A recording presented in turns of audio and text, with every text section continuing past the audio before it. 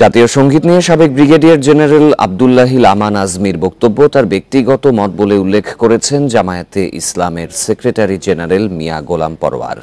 রোববার এক বিবৃতিতে তিনি বলেন, আমান আজমি তাদের দলের কেউ নয়। বিবৃতিতে আরও বলা হয়, সম্প্রতি আমান আজমির বক্তব্য কিছু সংবাদ মাধ্যমে প্রকাশ হলে তা জামায়াতের নজরে আসে। এতে বলা হয়, আমান আজমির সঙ্গে জামায়াতের কোনো সাংগঠনিক সম্পর্ক নেই।